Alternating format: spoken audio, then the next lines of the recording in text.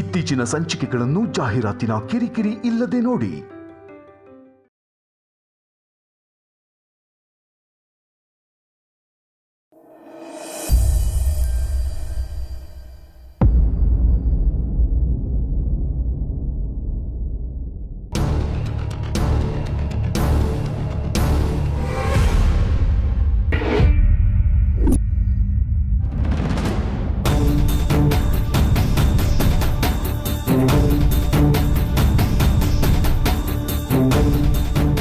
ಭಾಗ್ಯ ಯಾರಾದ್ರೂ ನೋಡ್ಬಿಟ್ರೆ, ಕ್ಯಾಶ್ ಇರೋದು ಗೊತ್ತಾಗ್ಬಿಟ್ರೆ, ನೋ, ಇವಾಗ ಏನ್ ಮಾಡ್ಲಿ?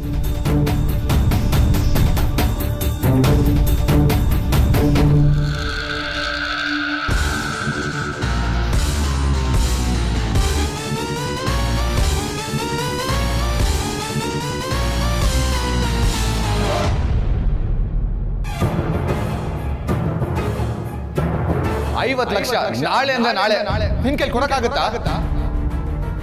ಅದು ನಾನೇನೋ ಬಿಸ್ನೆಸ್ ಮಾಡಕ್ಕೆ ಪ್ಲಾನ್ ಮಾಡ್ತಾ ಇದ್ದೀನಿ. ನನ್ನ ತಲೆಯಲ್ಲಿ ಅದೇ ಓಡ್ತಾ ಇದೆ. ಅದಕ್ಕೆ ನಿನಗೆ ನಾನು ಯಾವಾಗ್ಲೂ ಟೆನ್ಷನ್ ಅಲ್ಲಿ ಇರೋ ತರ ಅನ್ಸ್ತಾ ಇದೆ.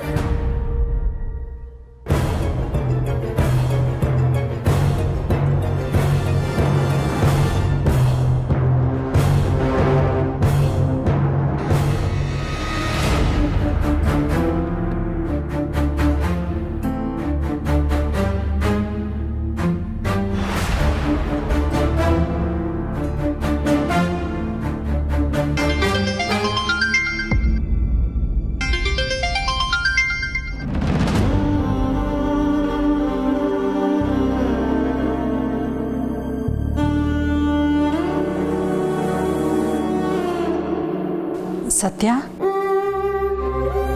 ಹೇಗಿದೆಯಾ ಪುಟಿ? ಅಳಿಂದ್ರು ಆರಾಮಾಗಿದ್ದಾರಾ? ಟಿ ವಿಲೆಲ್ಲ ಬರೀ ಅವ್ರದ್ದೇ ಸುದ್ದಿ ಕಣೆ. ಅಕ್ಕಪಕ್ಕದ ಮನೆಯವರು ಎಲ್ಲರೂ ಬಂದು ಇದ್ರ ಬಗ್ಗೆ ಮಾತಾಡ್ತಿದ್ದಾರೆ. ಬೇಜಾರಾಗ್ತಾ ಇದೆ. ಅದೇ ಟೆನ್ಷನ್ ಆಗಿಬಿಟ್ಟಿದೆ ಅಮ್ಮ. ಏನು ಮಾಡೋದು ಅಂತಾನೆ ಗೊತ್ತಾಗ್ತಿಲ್ಲ. ನನ್ನ ತಲೆನೇ ಓಡ್ತಿಲ್ಲ. ಅದಕ್ಕೆ ನಿನ್ನ ನೆನಪಾಯ್ತು, ಫೋನ್ ಮಾಡಿದೆ. ಪಾಪ ಕಣೆ ಅಳಿಂದ್ರು.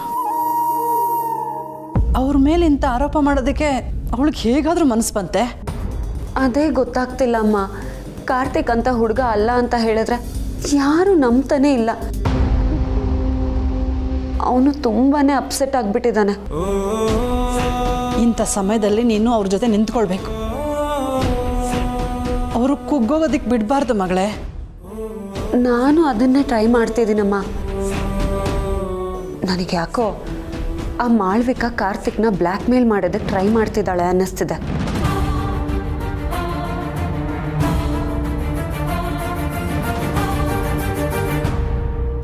ನಾನು ಎಷ್ಟು ಕೇಳಿದ್ರೂ ಅವನ ಬಾಯೇ ಬಿಡ್ತಿಲ್ಲ.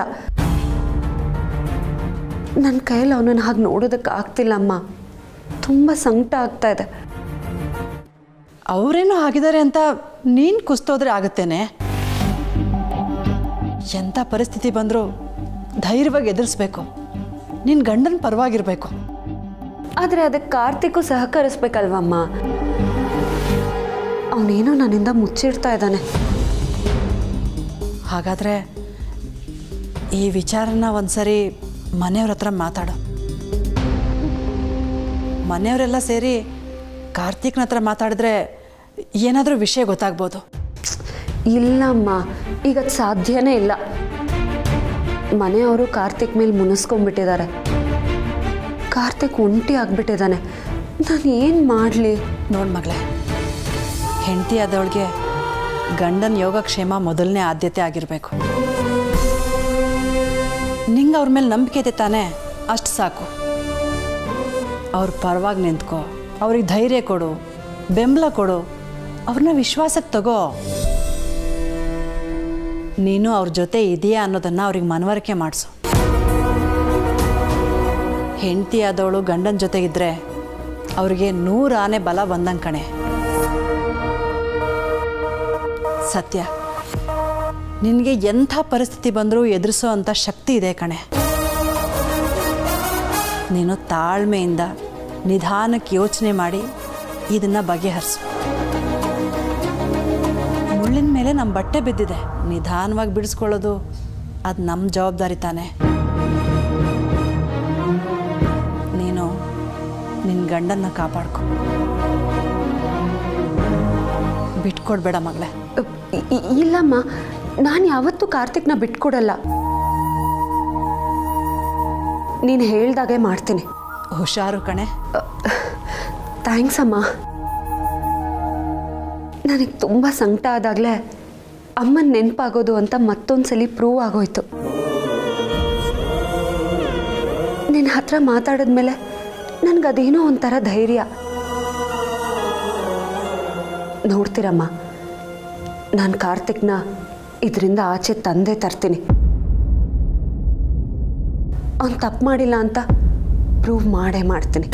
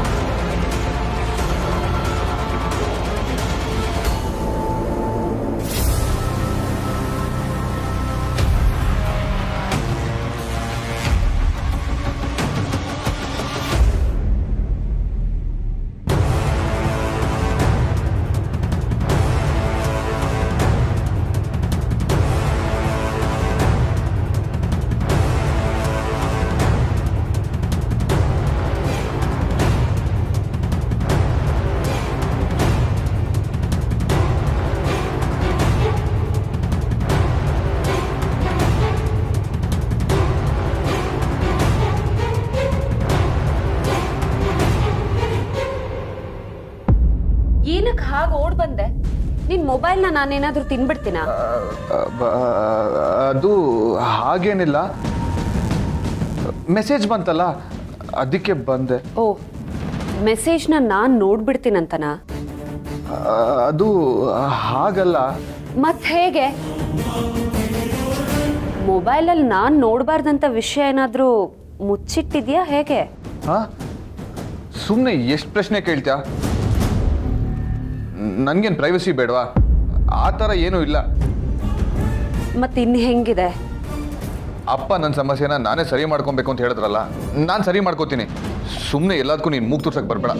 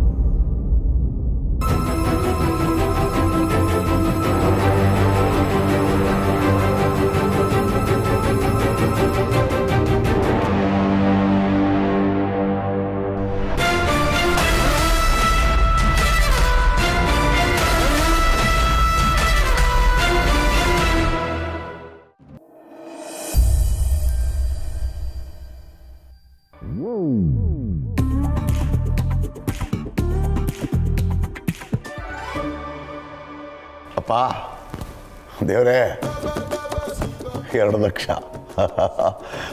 ಏನೋ ನೀನು ಕರುಣೆ ಇಟ್ಬಿಟ್ಟು 200 ಕೋಟಿ ರೂಪಾಯಿ ದಕ್ಕಿಸ್ಬಿಡಪ್ಪ ಸಾಕು.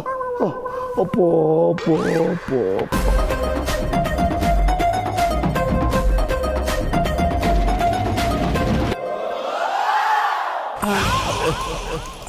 ಭಾವ ಕಾಫಿ ತಗೊಳ್ಳಿ. ಕಾಫಿ ಯಾಕಮ್ಮ ತರ್ಕೋದೆ? ಹೊರಗಡೆ ಹೊಟ್ಟಿದ್ನಲ್ಲ ಅಲ್ಲೆಲ್ಲಾದ್ರೂ ಕುಡ್ಕೊಂತಿದ್ದೆ. ಹಾಂ ಕೊಡು ಕೊಡು ಕೊಡು. ಹಾಂ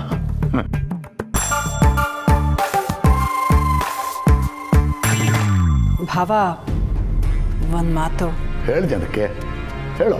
ಭಾವ, ದುಡ್ಡು ಕಾಸಿನ ವಿಚಾರದಲ್ಲಿ ಯಾರನ್ನೂ ಸುಲಭವಾಗಿ ನಂಬಕ್ಕೆ ಹೋಗಬೇಡಿ, ಹುಷಾರು. ಇವಳಿಗೆ ಹೇಗೆ ವಿಷಯ ಗೊತ್ತಾಯ್ತು? ಓ, ನನಗೆ ಹೇಗೆ ಈ ವಿಚಾರ ಗೊತ್ತಾಯ್ತು ಅಂತ ನೀವು ಯೋಚನೆ ಮಾಡ್ತಿದ್ದೀರಾ ಭಾವ? ಸುಶೀಲ ಹೇಳಿದ್ಲು, ತುಂಬ ದೊಡ್ಡ ಅಮೌಂಟ್ ಅಂತೆ. ನಾವು ಅಷ್ಟೊಂದು ಹಣನ ಕಣ್ಣಿಂದನೂ ನೋಡಿಲ್ಲ, ಅದಕ್ಕೇನೆ ಹುಷಾರು ಅಂತ ಹೇಳಿದೆ. ನಿಮ್ಮ ಹುಷಾರಲ್ಲಿ ನೀವಿರಿ. ನಮ್ಮ ಅಳಿಯಂದ್ರು ಕೊಟ್ಟರು ಚಕ್ಕು ಜಾನಕಿ ಅದು. ಅದಕ್ಕೇನೆ ಅಷ್ಟೊಂದು ಒತ್ತಿ ಒತ್ತಿ ಹೇಳ್ತಿರೋದು. ಮೋಸ ಆಗಬಾರ್ದಲ್ವಾ?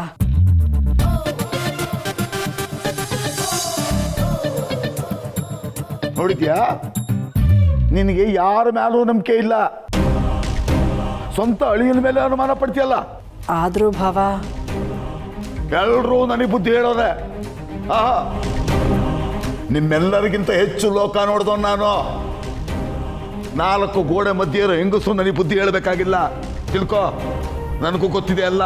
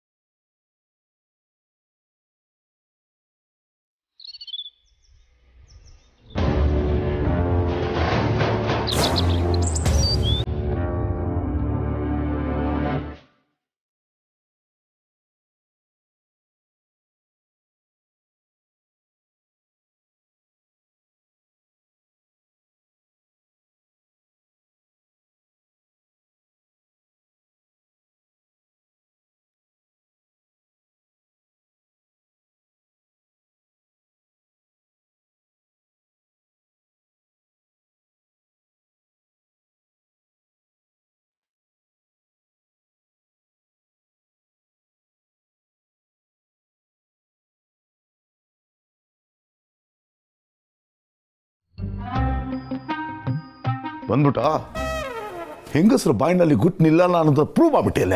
ಏನ್ರಿ ಆಯ್ತೀಗ? ದುಡ್ಡಿನ ವಿಚಾರ ಯಾಕೆ ಆ ಜಾನಕಿಗೆ ಹೇಳ್ಕೋದೆ? ಚೆಕ್ ವಿಚಾರ ಅವಳಿಗೂ ಗೊತ್ತಿತ್ತಲ್ವಾ? ಆದ್ರೆ ಇವತ್ತೇ ದುಡ್ಡು ಬರುತ್ತೆ ಅಂತ ಗೊತ್ತಿತ್ತ ಅವ್ರಿಗೆ? ಬಾಯ್ ಬಿಟ್ಬಿಟ್ಟಿಲ್ಲಿ ಹೊರಕ್ ಬಾಯಿ ನಿಂದು. ರೀ, ನಾನೇನು ಅವಳಿಗೆ ವಿಷಯ ತಿಳಿಸ್ಬೇಕು ಅಂತ ಹೇಳಲಿಲ್ಲ. ನಮ್ಮ ಲೆವೆಲ್ ಏನು ಅಂತ ಅವಳಿಗೂ ಗೊತ್ತಾಗ್ಲಿ ಅಂತ ಹೇಳಿದೆ ಅಷ್ಟೇ. ದುಡ್ಡು ಬಂದ ಮೇಲೆ ಶೋಕಿ ಮಾಡ್ಬೋದಾಗಿತ್ತಲ್ಲಿ, ಬರೋದಕ್ಕಿಂತ ಮೊದಲೇ ಹೇಳ್ಬಿಟ್ಟದ. ಈಗ ಅವ್ರ ಕಣ್ಣು ಬಿದ್ದು ಹೋಗೋ ಕೆಲಸ ಮಣ್ಣಾಗ್ಬಿಟ್ರೆ ಯಾರೇ ಹೊಣೆ? ಹೌದಲ್ವಾ? ಹೌದಲ್ವಾ? ದೊಡ್ಡದಾಗಿ ಹೇಳ್ಬಿಟ್ಟೆ. ಕನಿಷ್ಠ ತಲೆನಲ್ಲಿ ಬುದ್ಧಿ ಇಲ್ಲ ನಿನ್ಗೆ. ಇನ್ನು ಮೇಲಾದ್ರೂ ಬಾಯಿ ಮುಚ್ಕೊಂಡು ಸುಮ್ಮನಿರು. ಅವಳೊಂದು ಅಪಚಕುನ ಇಂಥ ಕೆಲ್ಸಕ್ಕೆ ಹೊಲ್ಟಾಗ್ಲೇ ಅಡ್ಡ ಬಾಯಿ ಹಾಕ್ಬಿಟ್ಲು.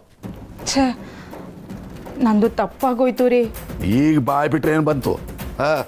ಈಗ ನನಗೆ ಸಮಯ ಇಲ್ಲ, ದೇವಸ್ಥಾನಕ್ಕೆ ಹೋಗೋಕ್ಕಾಗಲ್ಲ. ನೀನೇ ಹೋಗ್ಬಿಟ್ಟು ನನ್ನ ಪರವಾಗಿ ಅರ್ಚನೆ ಮಾಡಿಸ್ಕೊಂಡು ಬಾ. ಹಂಗೆ ದೇವ್ರ ಹತ್ರ ಎಲ್ಲ ಒಳ್ಳೇದಾಗ್ಲಿ ಅಂತ ಬೇಡ್ಕೋ. ಸರಿ ರೀ. ರೀ, ಏನಿಂದು? ಆಲ್ ದಿ ಬೆಸ್ಟ್ ರೀ. All the best.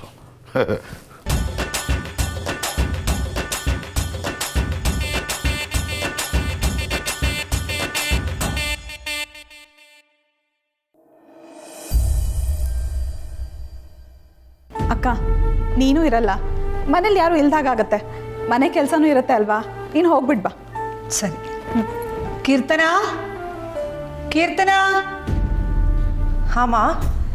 ಕೀರ್ತನಾ, ನಾನು ವುಮೆನ್ಸ್ ಕ್ಲಬ್ಬಿಗೆ ಹೋಗ್ತಾ ಇದ್ದೀನಿ, ನನ್ನ ಜೊತೆ ಬರ್ತೀಯಾ? ಸಾರಿ ಅಮ್ಮ, ನೆನ್ನೆನೇ ಹೇಳಿದಿದ್ರೆ ಬರ್ತಿದ್ನೇನೋ, ಬಟ್ ಇವತ್ತಿಗೆ ನನ್ನ ಸ್ಕೆಡ್ಯೂಲ್ ಆಲ್ರೆಡಿ ಪ್ಲ್ಯಾನ್ ಆಗಿಬಿಟ್ಟಿದೆ. ಅಮ್ಮ ಅನ್ಸ್ಕೊಂಡವಳು ಕರೆದಾಗ್ಲೂ ಕೂಡ ಬದಲಾಯಿಸ್ಕೊಳಕ್ಕಾಗದೇ ಇರೋಂಥ ಶೆಡ್ಯೂಲ್ ಏನಿದೆ ನಿಂದು? ನಾನು ಒಬ್ಬಳೇ ಹೋಗ್ತಾ ಇದ್ದೀನಿ, ಬಾ. ಐ ಆಮ್ ಸಾರಿ ಅಮ್ಮ, ಇವತ್ತಂತೂ ಖಂಡಿತ ಸಾಧ್ಯ ಇಲ್ಲ. ನಂಗಿವತ್ತು ತುಂಬ ಇಂಪಾರ್ಟೆಂಟ್ ಕೆಲಸ ಇದೆ. ಅಕ್ಕ, ಸತ್ಯನ್ ಕರ್ಕೊಂಡು ಹೋಗು. ನೀನು ಕರೆದ್ರೆ ಇಲ್ಲ ಅಂದೆ ಬರ್ತಾಳೆ, ನಿನಗೂ ಜೊತೆ ಆಗತ್ತೆ. ಯಾ ರೈಟ್ ಅಮ್ಮ, ಚಿಕ್ಕಿ ಕರೆಕ್ಟಾಗೇ ಹೇಳ್ತಾ ಇದ್ದಾರೆ. ನೀನು ಸತ್ಯನ್ನೇ ಕರ್ಕೊಂಡು ಹೋಗು. ಹೇಗೂ ಅವಳು ನಿನ್ನ ಫೇವ್ರೆಟ್ ಅಲ್ವಾ? ಸತ್ಯ, ಸತ್ಯ, ಚಿಕ್ಕತ್ತೆ. ಸತ್ಯ, ನೀನು ಅಕ್ಕನ ಜೊತೆ ಹೋಗಮ್ಮ. ಎಲ್ಲಿಗೆ ಚಿಕ್ಕತ್ತೆ?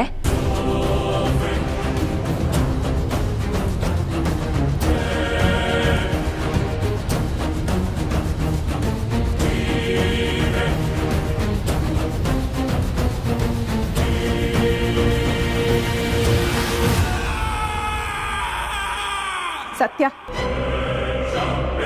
ಅಕ್ಕ ವುಮೆನ್ಸ್ ಕ್ಲಬ್ ಕಡೆ ಹೊರಟಿದ್ದಾಳೆ, ನೀನು ಜೊತೆಗೆ ಹೋಗ್ಬಾ. ನೀನು ಎಲ್ಲನೂ ತಿಳ್ಕೊಂಡಾಗತ್ತೆ. ನಾನಾ? ಊರ್ಮಿಳಾ, ಇವಳನ್ನ ಯಾಕೆ ನನಗೆ ಗಂಟು ಹಾಕ್ತಾ ಇದೆಯಾ? ಇವಳು ಯಾಕೆ ಅಲ್ಲಿಗೆ ಬರಬೇಕು? ಅಷ್ಟಕ್ಕೂ ಇವಳಿಗೇನೆಲ್ಲ ಅರ್ಥ ಆಗೋದು? ಅಕ್ಕ, ಅವಳಿಗೇನು ಅರ್ಥ ಆಗೋದು ಬೇಕಾಗಿಲ್ಲ, ಸುಮ್ಮನೆ ಜೊತೆಲಿ ಕರ್ಕೊಂಡು ಹೋಗ್ಬಿಡ್ಬಾ ಸಾಕು. ಬೇಕಾಗಿಲ್ಲ. ಅಕ್ಕ, ಒಬ್ಬಳೇ ಹೋಗೋದ್ರ ಬದಲು ಜೊತೆಲಿ ಸತ್ಯನ್ ಕರ್ಕೊಂಡು ಹೋಗ್ತೀಯ ಅಷ್ಟೇ, ಅದ್ರಲ್ಲೇನು ಪ್ರಾಬ್ಲಮ್ಮು? ಸತ್ಯ, ನೀನು ಜೊತೆಲಿ ಹೋಗಮ್ಮ.